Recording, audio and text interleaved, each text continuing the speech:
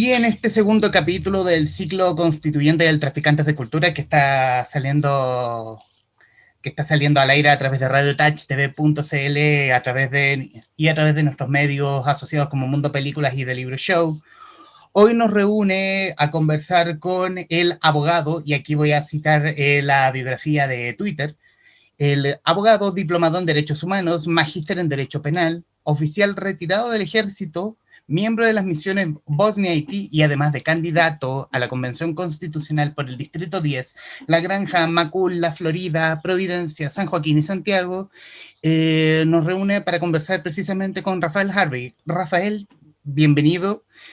Te agradezco enormemente que hayas aceptado la invitación a querer conversar, a que hayas hecho una ventana sobre todo lo que ha sido este álgido tiempo de campaña, imagino, de aquí a lo que se viene al 11 de abril. Bienvenido. Gracias, Humberto. Gracias por la invitación y la presentación aquí a conversar también, ¿no? Y aquí yo quiero irme como al principio de qué es lo que motiva a un ex oficial del ejército a presentarse como constituyente, y para quienes nos verán o escucharán a futuro. Conocimos a Rafael Harvey cuando se atrevió a denunciar corrupción en el ejército. Y básicamente el ejército se atrevió a cazarlo, a dar caza, y para que no diera a conocer públicamente estas denuncias. Y aquí vuelvo a la pregunta inicial. ¿Qué te motiva a presentarte como constituyente? Bueno, Humberto, son varias cosas. Claro, lo principal, tal como lo adelantabas tú, es que, bueno, el ejército, yo estuve ahí 24 años en el ejército. Precisamente no estoy en contra del ejército, sino a favor, y por eso tuve que representar varias situaciones irregulares y hechos de corrupción gravísimos. Pero en vez del Estado de Chile y por medio de las Fuerzas Armadas y sobre todo el Ministerio de Defensa, en vez de proteger a quien hace una denuncia verosímil y creíble y con pruebas, empieza una persecución totalmente desproporcionada. En medio de eso, Humberto, a grandes rasgos, estuve detenido. Estuve 3 semanas detenido. Me querían meter a la cárcel por más de 10 años. A propósito de la contingencia, o sea, estuve detenido más tiempo que el carabinero que mató al malabarista. Me estaban tirando más años de cárcel que lo que él puede arriesgar hoy día. Entonces son cosas que uno va preguntándose cómo diablos puede pasar. Pero en concreto, me quería meter 10 años a la cárcel, proponía mi retiro todos los años desde el 2015 y les resultó, por supuesto, con este gobierno corrupto, con el anterior no. Casi no pude jurar como abogado por este proceso también, en donde se me estaba acusando de sedición por haber dicho a los soldados con criptos que ellos fueron víctimas de un cobro ilegal que les hizo el ejército. Yo les dije que ellos lo podían denunciar, porque yo también lo había denunciado por mi lado y me había ido muy mal. Les dije que ellos también lo podían hacer, y ese solo hecho para el fiscal militar constituía una sedición, y eso conllevaba 10 años de cárcel. Entonces, ¿por qué querés ser constituyente? Bueno, mucha gente después de cuando empieza a saber sobre esta historia, uno pone Rafael Harvey o Capitán Harvey en Google y aparecen varias intervenciones. Pero la gente me empezó a escribir, digamos, por interno, empezó a decir, mire, usted podría ir a la Constitución porque la gente ya está aburrida de la corrupción. Una de las demandas ciudadanas, que son mejores pensiones, vivienda, salud, bueno, van acompañadas de no más corrupción. La gente ya no quiere esta diferencia ante la ley, esta diferencia que hace el Estado de Chile entre que Ponce Lerú no va a la cárcel y paga una pequeña multa y se queda con una millonaria, un millonario resabio que tuvo de sus negocios eventualmente ilegales. Entonces, la gente ya no quiere ver más eso. Y querer ser constituyente para poder llevar el mandato ciudadano del 80% de quienes votamos a prueba, poder llevarlo a la Constitución, pero llevarlo realmente con una certeza de que vaya sin corrupción. Ya estamos aburridos, insisto, y tú también, Humberto, seguramente, estamos aburridos de que le dicten las leyes a los diputados, senadores, que sea el país de la impunidad, ¿no? que pueda seguir siendo senador Moreira, Van Rieselberghe, ya es suficiente, digamos, ¿no? Hay que erradicar ese tipo de cosas y llevar, por supuesto, de la mano las demandas ciudadanas. Y también, bueno, también decir, para dar detalles, vas como independiente en la coalición Apro Dignidad, en un cupo de la Federación Regionalista Verde Social. ¿Cómo fue ese acercamiento? Bueno, fue circunstancial, yo lo agradezco, pero fue circunstancial y por responsabilidad del CERVEL. Aquí a mí me invitaron a participar de un proyecto colectivo hace un tiempo atrás que se llama La Comunidad por la Dignidad, donde participan varios personajes y agrupaciones también, y organizaciones como Ana María Gasmuri, Roberto Rodríguez, René Naranjo, el profesor Gonzalo Basigalupe, el doctor Kong, Jorge Baradit y varios más. Bueno, me invitaron, hemos participado, conversamos muchas veces, y dentro de esa comunidad por la dignidad empezamos a buscar algunos cupos de independientes, por supuesto, dentro de algunos partidos, y era muy complejo. Por ende, yo me puse a juntar los patrocinios o firmas digitales que se necesitaban para ir como independiente y solo dentro del Distrito 10, codiciado Distrito 10. Bueno, en eso, Humberto, yo necesitaba 987 firmas o patrocinios para poder presentar mi candidatura independiente. Incluso hago aquí el símil con Chaulson, este señor Chaulson, uno de los dinosaurios de la política. Salió en el diario del gobierno, en La Tercera, salió cuando apenas terminó la inscripción de candidatura el 11 de enero, dijo, me faltaron 17 votos para inscribir mi candidatura, porque juntó 920 firmas. Yo llegué a juntar 1.485 firmas. Pero me doy cuenta el mismo día de la inscripción de candidaturas que el CERVEL, dentro de las 1.485 firmas, tenía solo 200 en calidad de válidas y todo el resto pendientes. Llamé al CERVEL, hay registro de eso, por supuesto. Yo nunca voy a decir algo, Humberto, que no pueda comprobarlo. Llamé al CERVEL y la señorita que me atendió me dijo, mire, usted tiene solo 200 firmas válidas, nosotros tenemos que corroborar las otras firmas para que usted llegue a las 987. Bueno, le dije, tengo 1.485, supero con creces el mínimo necesario, ¿me rechazarán todo el resto? Digo, no sabemos, no. Va a haber que esperar, tenemos que revisarlas porque pueden haber muchas inválidas, así que no hay nada seguro. Bueno, ante esa respuesta ya hablé con la Comunidad por la Dignidad y fueron ellos quienes consiguieron en distintas gestiones poder ir en este cupo independiente, sin órdenes de partido de ningún tipo. De hecho, no hemos reunido con nadie de ese partido. Y poder ir en este cupo independiente en la lista en que estoy ahora. O sea, tú estás a punto, así que ese que esperabas, el CERVEL te iba a cuestionar 1.200 firmas y no estarías en calidad de candidato en este momento. Claro, teniendo casi el doble de lo exigido como mínimo, el CERVEL me podría haber impugnado una serie de firmas que me habrían dejado fuera. Sí. Uh-huh. Sí, estaba todo hecho con la ley que creó, bueno, con la ley que hicieron el 15 de noviembre para el supuesto acuerdo de paz, estaba todo hecho para que pasaran estas cosas y la menor cantidad de independientes pudiéramos ir a la Convención Constitucional. O sea, las trabas precisas para que sean los mínimos. Exacto, sí. Así es, todo hecho con ese fin. Y quiero irme, ¿y cómo te motiva? Porque igualmente hablar del Distrito 10, el Distrito 10 correspondiente a La Granja, Macul, Ñuñoa, Providencia, San Joaquín y Santiago, siempre es vendida como un distrito fuerte, como un distrito codiciado por la política en todos los espectros. ¿Cómo te motiva a ir en ese grupo de personas disputando un cupo por ese distrito? Sí, no, por algo muy, muy sencillo, solo porque una de las primeras preguntas que hace la ciudadanía con la candidatura es, bueno, ¿y este candidato vive en el distrito o no? Y yo soy de la comuna de Ñuñoa, digamos, nací en Ñuñoa. Así que eso, simplemente eso, digamos, no iba a ir por la Antártica o por Arica, porque he pasado por muchas ciudades, pero de manera circunstancial o trabajando. Uh-huh. Así que no fue eso, no fue ningún otro motivo que sentir el el sentido de pertenencia a la comuna. Ahora, Humberto, las demandas ciudadanas del 18 de octubre del 2019, yo creo que son transversales. Desde Arica, no solo a Punta Arenas, sino que más allá, la isla Porvenir. Desde Arica a Porvenir, yo entiendo y sé y digamos, puedo dar certeza de que las demandas son transversales. Todos quieren una desregionalización, mejor salud, mejor educación, mejores pensiones.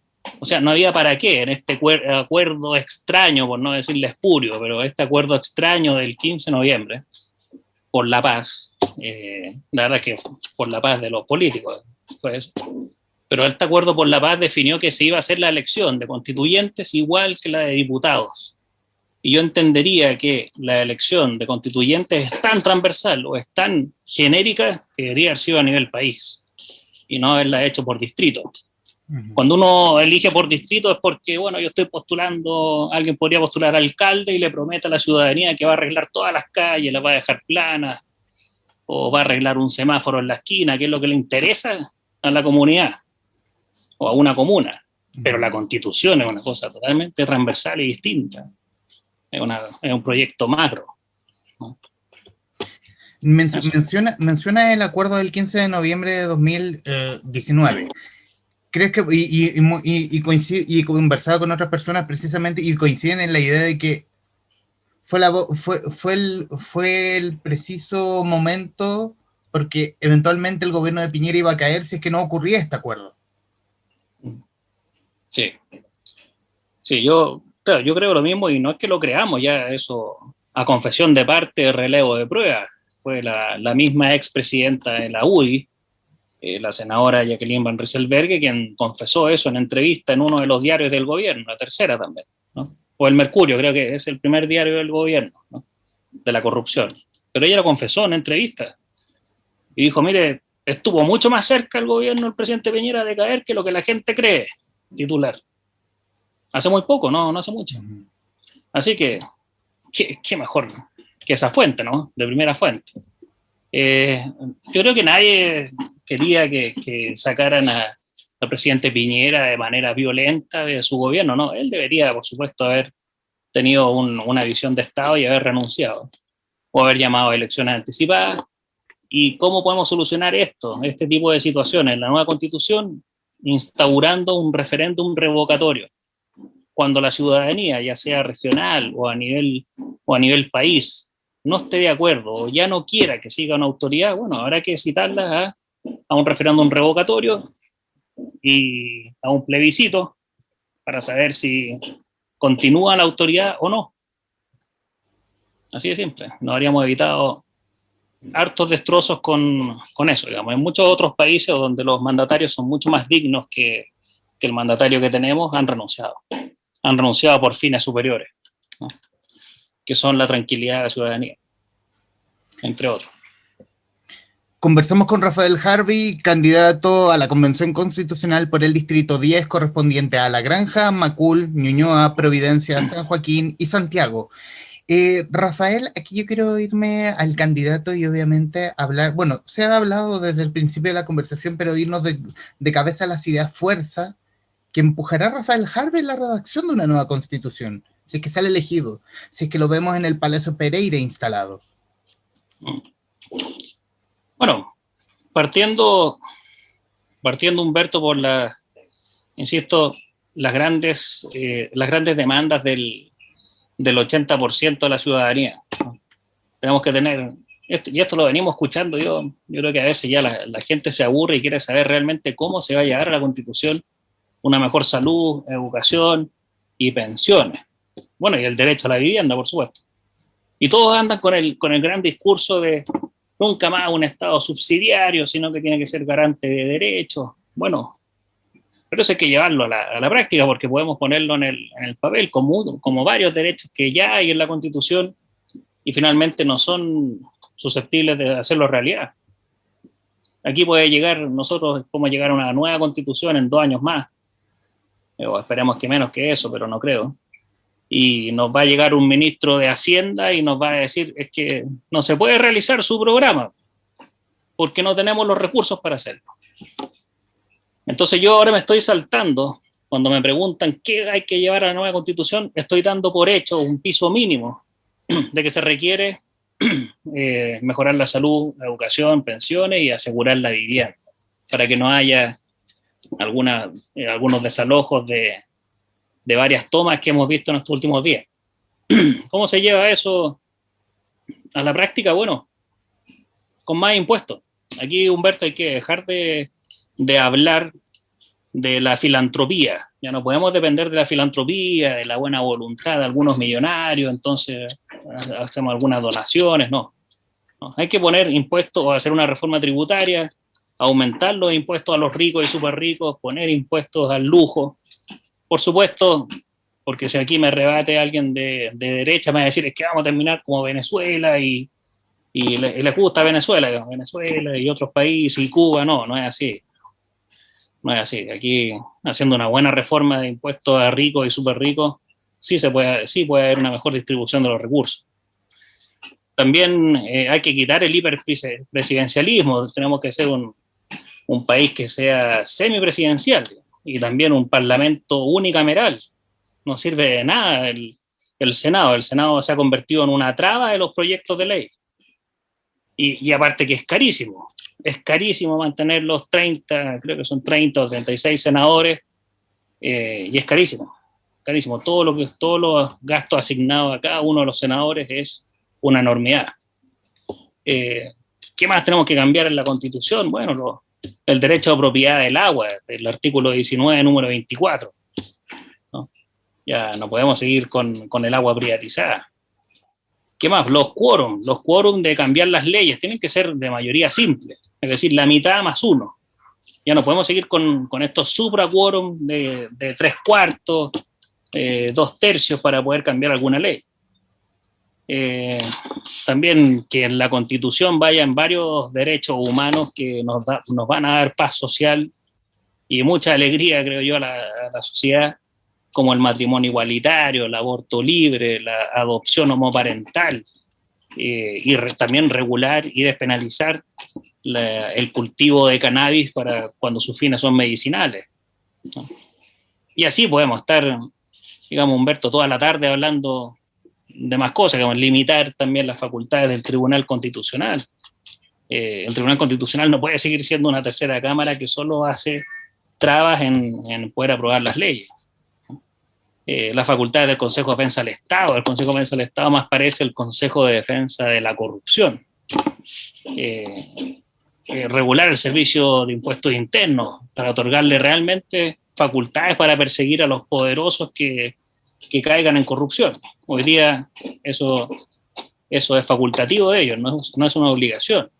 Y además es solo una facultad de ellos, nadie más lo puede hacer, ¿no? Y algo que le afecta también a la en general o a diario, las facultades del Servicio Nacional del Consumidor, el CERNAC, que es un elefante blanco, es una tremenda estructura, inocua, inútil, de Arica a Punta Arenas, con millones de pesos que nos cuesta a todos los chilenos sostenerlo, y no hace nada. En la función del CERNAC, cuando la gente tiene problemas con los grandes empresarios, los amigos de la derecha, los financistas, y ponen reclamo en el CERNAC lo único que hace es el traslado. O sea, dice, oiga, empresa, tengo un cliente que no está contento con el servicio, ¿qué hago?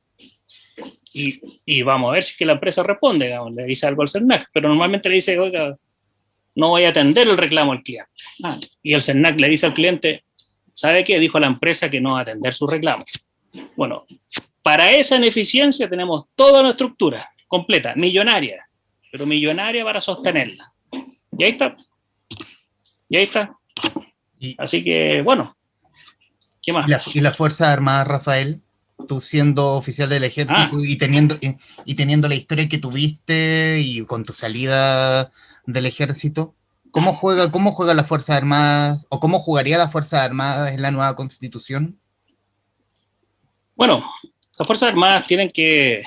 hay cuatro ejes esenciales que yo he definido para proponer. Primero, la eliminación absoluta de la justicia militar. O sea, si hay uno de los pilares fundamentales de la corrupción, de los abusos, de la impunidad, es la justicia militar. Un pilar fundamental. Los otros pilares son el Ministerio de Defensa, la Contraloría General de la República y el Consejo de Defensa del Estado. Son los pilares fundamentales de la corrupción, los abusos y la impunidad, por ende hay que eliminar la justicia militar. Segundo, la formación y la enseñanza en derechos y derechos humanos de los funcionarios de las Fuerzas Armadas y de orden también, por supuesto. Mientras más sabe alguien, más abierto está a poder entender distintos aspectos de la vida y cuestionar también. Por eso que muchas veces los mandos castrenses no quieren muy informados o no quieren gente muy letrada bajo su mando porque son los que más cuestionan. Desde el tiempo de Arturo Prat, digamos, que él era abogado y cuestionaba muchas cosas de índole castrense y a veces no era muy bienvenido, ¿no? Cuestión de leer uno de los libros de Baradit. Entonces, eliminación de la justicia militar. Segundo, la formación en derechos y derechos humanos de los oficiales y suboficiales de las Fuerzas Armadas y de orden. Tercero, el concepto de seguridad nacional. En la Constitución actual tenemos más de 25 veces nombrado el concepto de seguridad nacional. Hasta el día de hoy, Humberto, no hay legislación ni ley alguna en Chile que defina qué es la seguridad nacional. No existe. No existe la definición ni en la ley de inteligencia, ni en la ley orgánica constitucional de la Fuerza Armada, ni en el reglamento de disciplina, ni en la Constitución. Menos aparece la definición de seguridad nacional. ¿Qué es la seguridad nacional? Le pregunta uno hoy día a algún político, al presidente o algún ministro, no tiene ni idea. No existe. No existe la definición. ¿Cuál es el problema de que no exista la definición? Que queda interpretación de quien quiera. Y como queda interpretación, tenemos la interpretación del ministro de Salud, París, y antes Mañalich, de no entregar los correos. No entregar los correos del Ministerio de Salud porque puede afectar la seguridad nacional. Entonces, confunde la autoridad actual, la seguridad nacional, que es inherente a todos los chilenos, con su seguridad personal de irse a la cárcel. Entonces él dice seguridad nacional. No, no es así. Y toda la información que alguien pida al ejército, que sea de interés público, la van a negar por seguridad nacional. También ocupan mal ese concepto, o a conveniencia. Y cuarto, que es lo más importante, o sea, ya tenemos eliminación de la justicia militar, formación en derechos y derechos humanos, el concepto, definir bien el concepto de seguridad nacional. Y cuarto y último, que es lo más importante, la obediencia reflexiva. Hemos tenido varios casos donde actualmente se ocupa o está el concepto de obediencia absoluta, debida, tanto para Fuerzas Armadas y Carabineros. La PDI no lo tiene. Y ahí se cumplen todas las órdenes, o sea, llevándolo a ejemplos más concretos. Como alguien me decía por ahí, oiga, pero ¿cómo nadie se dio cuenta de los 4.500 millones malversados por el ex comandante en jefe, el general Oviedo? Nadie se dio cuenta de los 3.500 malversados por el Frente Alto. ¿Cómo nadie se dio cuenta? No, por supuesto que se han dado cuenta, pero cuando hay una obediencia absoluta, no hay nada que hacer. Así también dio cuenta el sargento que fue condenado hace muy poco por el disparo a Catrillanca. Le preguntaron, bueno, ¿usted por qué no dijo la verdad? Es que a mí me ordenaron que tenía que mentir. ¿Ese sargento tenía alguna posibilidad de no cumplir esa orden? Ninguna. Hace poco también está formalizado el capitán Faúndez de Ejército, que disparó y dando muerte o ordenó disparar a 30 soldados en el mall de La Serena el 2019 para el estallido social. Y fallecieron 2 civiles. ¿Cuál es el resultado de la investigación preliminar? Que el capitán ordenó a 30 soldados disparar directo a las personas. 2 muertos. Ninguno de esos 30 soldados, sargentos y cabos que estaban ahí, le pudo decir al capitán Faúndez, ¿sabe qué? Es mejor no disparar, podemos causar un mal mayor, podemos matar gente. Ninguno. ¿Qué suerte habría sufrido alguno de esos 30 militares al decirle a este capitán, mire, yo me voy a negar a disparar?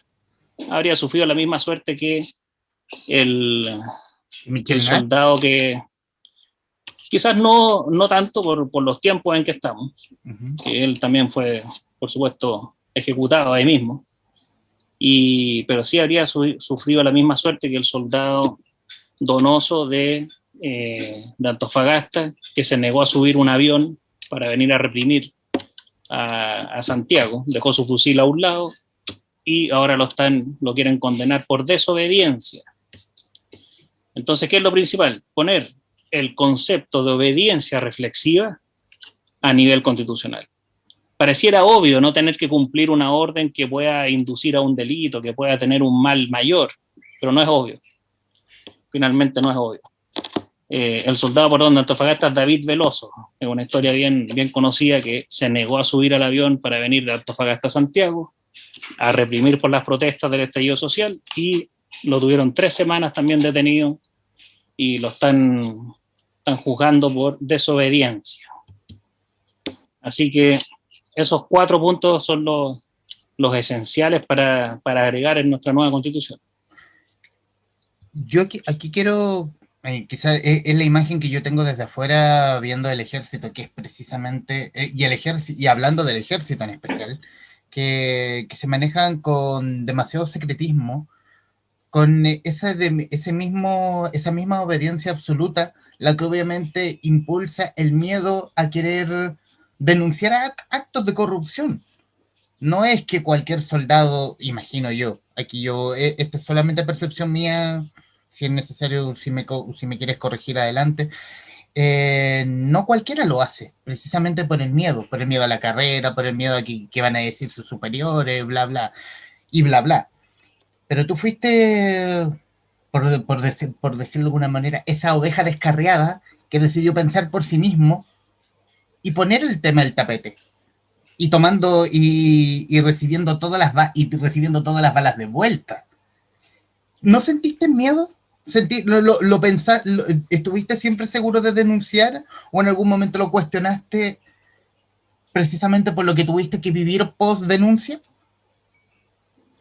Bueno, habían tantos documentos el año en que yo denuncié, el 10 de julio del 2015, por escrito. Habían tantos documentos alusivos a que era una obligación denunciar, que había que hacerlo y que era un deber. Bueno, yo dije, quizás con esto incluso me van a felicitar, pero fue un desastre, un total desastre, porque los generales, aquí no hay que generalizar, pero los generales, no así los mandos medios y menos los suboficiales, los cabos y sargentos, los generales tienen la corrupción intrínseca, la tienen como uno de sus mandamientos. La protegen la corrupción, creen que está bien, y cualquiera que vaya en contra de eso lo consideran un desleal. Tanto es así que hasta el día de hoy no hay protección para quien denuncie un hecho de corrupción. No hay. Hay un proyecto de ley llamado, en honor a mi causa, Capitán Harvey, que también se busca en Google y aparece. Ese proyecto de ley está desde el 25 de octubre del 2018 durmiendo en el Congreso. El año pasado fue aprobado por la Cámara de Diputados y ahí se encuentra ahora dormitando, por supuesto, en el cementerio de elefantes, el Senado. Ahí está. Al parecer tendrán cosas más importantes los senadores, como ir a varios cócteles, igual que los ministros de defensa, que no hacen más que ir a los cócteles en vez de controlar. No puede ser también, Humberto, algo que da cuenta de esto también, dos titulares de noticias que tuvimos el 10 de agosto de manera simultánea, 10 de agosto del 2019, en la Biobío y en La Tercera. Apareció inteligencia militar del ejército, espió a denunciantes de corrupción y a Mauricio Weibel. Entre esos estaba yo, por supuesto. ¿Qué teníamos en común esos 4 militares denunciantes de corrupción y Mauricio Weibel? Haber destapado algún fraude del ejército. Eso lo entendió la inteligencia del ejército, por supuesto, con la anuencia y el permiso del comandante en jefe, que esos son los enemigos. Eso entendieron ellos. Los enemigos son los que nos están denunciando la corrupción. Tenemos que interceptarlos, seguirlos, pincharle los teléfonos y meternos a sus emails. Eso es lo que entendieron. Y eso significa una estructura de no entender nada, significa una estructura de la corrupción y que realmente es un problema del mayor nivel. El actual comandante en jefe también está siendo investigado por hechos de corrupción. El papá del comandante en jefe actual fue condenado por hechos de corrupción, lo lleva en la sangre, lo lleva en el ADN. Y así pasa también con los criminales de lesa humanidad, que tienen muchos hijos en la institución. Ya vimos el homenaje que le hizo Krasnov, el coronel Krasnov en esa época, el 2018, a su padre, condenado por más de 600 años por crímenes de lesa humanidad, le hizo un homenaje en la escuela militar. Entonces lo llevan realmente en el ADN, tanto la corrupción como la violación de derechos humanos. Y esas son cosas que hay que cambiar. Hace muy poco salió también en uno de los diarios del gobierno, La Tercera, un reportaje de 2 militares que pillaron espiando a la ministra Rutherford. La estaban espiando ahí el 2020 porque hubo un procesamiento de 2 oficiales en servicio activo por la ministra Rutherford por malversación de fondos, y había 2 militares espiándola ahí en el centro, en su oficina.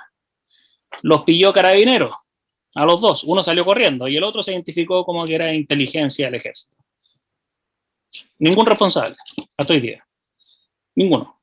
En otro país habrían pasado a retiro, dado de baja al general, al coronel y al cabo que estaba espiando a la ministra. No, ninguno. Ningún responsable. Así que, bueno, eso por ahora. ¿Y cómo no hacer institucionalizada la corrupción? Si el mismo agosto del año pasado, la ministra Rutherford procesó a 2 oficiales en servicio activo. Esto salió, digamos, en la noticia y salió también en el Poder Judicial. 2 oficiales en servicio activo procesados por uno, 1.200 millones de pesos malversados, que es el comandante o teniente coronel Paulo Rosas, y el otro teniente coronel, malversación también de 1.100 millones, 1.100 millones, aquí no, ya uno llega a perder la cuenta de los ceros, del comandante Cristóbal Buti. Bueno, actualmente, y en conocimiento, por supuesto, del anterior ministro Desbordes y el actual procuriza o procurica, el que malversó 1.200 millones, de apellido Rosas, está de subjefe de la tesorería del ejército hoy día, y está procesado y confeso de la malversación de 1.100 millones. Ahí está. En otro país sería un escándalo, aquí pasa de largo. Y el otro teniente coronel, de apellido Buti, Cristóbal Buti, procesado y confeso de la malversación de 1.156 millones, ascendió a coronel ahora hace 3 semanas. Entonces, no me vengan a decir a mí que no está institucionalizada la corrupción o que estamos muy lejos de Venezuela, ¿no? Así que, en cuanto al ejército, por lo menos. ¿Y debiera haber un mayor control en temas de corrupción de las Fuerzas Armadas? Si nos vamos nuevamente a la Constitución, institucionalizado. Pues claro, hay que crear un organismo externo, porque actualmente hay un laberinto, el que yo he denominado laberinto de la corrupción. No existe entidad que tenga la fuerza para poder hacer algo contra la corrupción, y la voluntad del gobierno tampoco lo está. Mientras se intentaba en lo personal, digamos, mientras se intentó el retiro o mi retiro durante el 2015, 16, 17, 18, 19, o mientras estuvo la presidenta Bachelet, les dijo que no. Eso es ejercer control. Dijo que no voy a firmar el retiro del capitán Harvey. Bueno, llegó este gobierno corrupto, por supuesto tuvo conversaciones con los corruptos del ejército y entre corruptos se entienden y firmaron el retiro. Pero la presidenta Bachelet dijo que no lo firmo. Ahora, eso es ejercer control. ¿Eso se puede hacer? Por supuesto. La Constitución nos da ahí en el capítulo 11, el artículo 101 en adelante, todas las facultades que tiene el presidente de la República como comandante en jefe de las Fuerzas Armadas y de Orden. ¿Puede ejercer control? Lo puede hacer. ¿Puede decirles que no a los comandantes en jefe? Por supuesto. Lo único que tiene que hacer es su voluntad.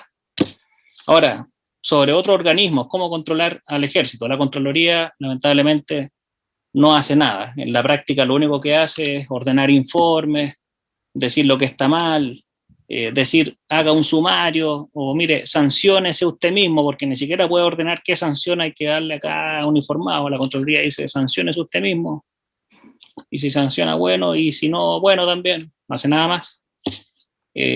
Uno de los que negó la protección al denunciante cuando yo la pedí en el 2016 fue propiamente la Contraloría General de la República, o sea, es parte de la corrupción. La Cámara de Diputados tiene facultades de fiscalización sobre el gobierno, no ejerce ninguna. a mí se me citó a exponer a la Cámara de Diputados a la Comisión de Defensa. En noviembre del 2018, tengo aquí la invitación, tengo el escrito acá. Dice, para que exponga en este Congreso sobre la red de protección a la corrupción que ha denunciado en el Ejército. Algo gravísimo. Y la red de protección a la corrupción no significaba ni más ni menos de gente que había ascendido estando en prisión preventiva por fraude al fisco. La habían ascendido al grado superior. Y no un caso, sino varios. Bueno, no pude ir a exponer porque el Ministerio de Defensa le dijo a la Cámara de Diputados que no. O sea, el fiscalizado, el que está sometido a fiscalización, le dijo a su fiscalizador que no. No, Harvey no va a ir a exponer. Ah, bueno. Y los diputados dijeron, bueno, entonces no. Entonces no han entendido nada de su poder de fiscalización. Por eso a mí me da risa cuando los diputados dicen, no, y vamos a fiscalizar y vamos a oficiar, si no tienen ningún poder, ninguna fuerza de nada. Entonces tenemos la Contraloría inutilizada. Cuando uno recurre a la justicia, al Ministerio Público, a denunciar algo importante de corrupción de la Fuerza Armada, dice, no, mire, la verdad es que somos incompetentes porque somos civiles, nosotros somos justicia civil, toda la competencia de lo que usted quiere denunciar es militar. Y ahí remiten los antecedentes a la justicia militar, y en la justicia militar no cabe más que archivar todo lo que uno pueda presentar ahí, porque el comandante en jefe es el que designa a todos los jueces militares. Por ende, si uno va a denunciar algo que no le gusta al comandante en jefe o que lo implica a él mismo, eso queda archivado, por supuesto. Así que es un laberinto de la corrupción, no hay nada que hacer, nada que hacer. Al presidente no le interesa, al menos al actual. La Cámara de Diputados no tiene ninguna facultad, o tiene facultad y no la ocupa, o no la entiende. El Ministerio de Defensa es parte de la corrupción. La Contraloría General no hace nada. Y así nos quedamos. Ese es el laberinto de la corrupción, ¿no? Rafael, pero tú piensas que es más cómodo mirar hacia el lado y dejar que la corrupción pase, o hay o hay cierta complicidad directa. En cuanto a los otros organismos del Estado, okay. En cuanto a al resto de los organismos del Estado o al mismo ejército y sus organismos internos, en el fondo.